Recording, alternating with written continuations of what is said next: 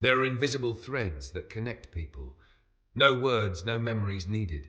Just a vague yet powerful feeling, as if half of your soul is somewhere out there. Since I was very young, I've carried that instinct within me. No one ever told me. There were no clear signs.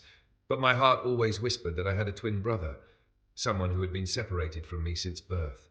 70 years. A stretch of time long enough for all hope to fade, for a heart to stop waiting. Yet, strangely, that belief never died. It was like a small flame quietly burning inside me, sometimes dim, sometimes fierce, but always present. There were days I thought I was chasing an illusion. Life led me down unexpected paths, full of loss and silence.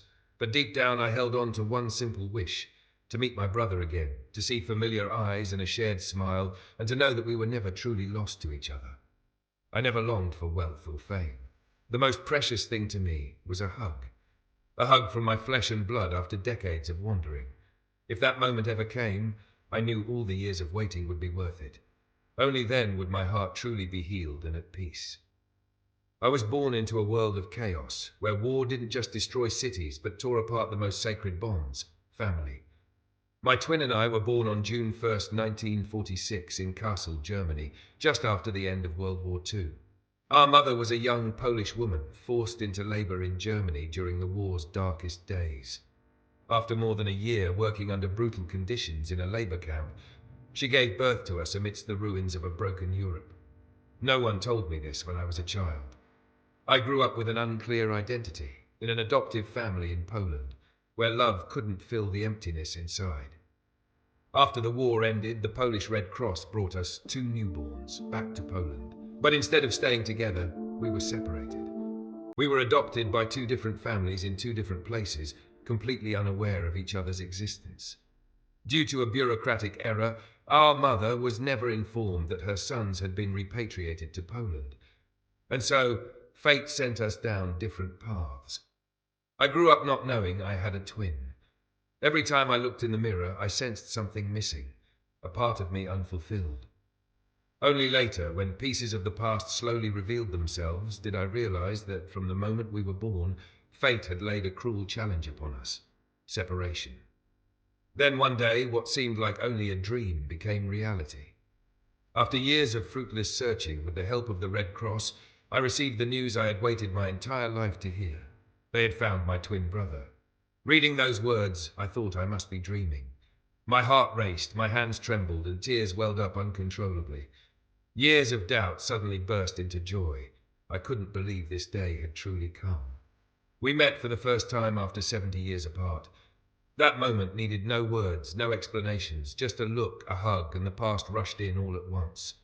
I held him tightly, feeling the world fade away, until there were only two hearts finding each other after a long, painful journey.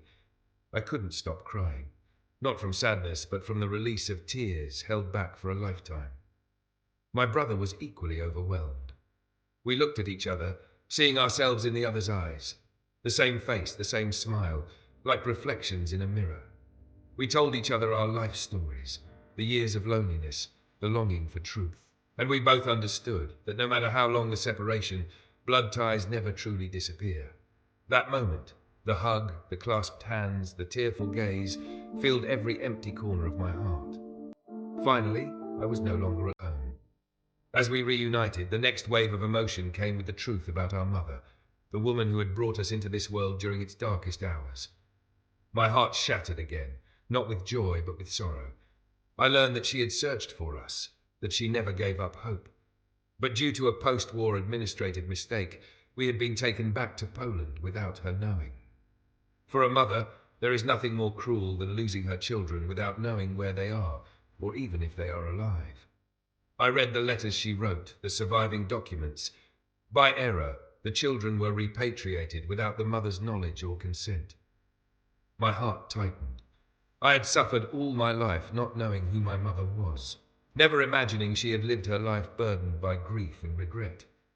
When I saw her photo, a woman with sad yet loving eyes, I saw myself in her.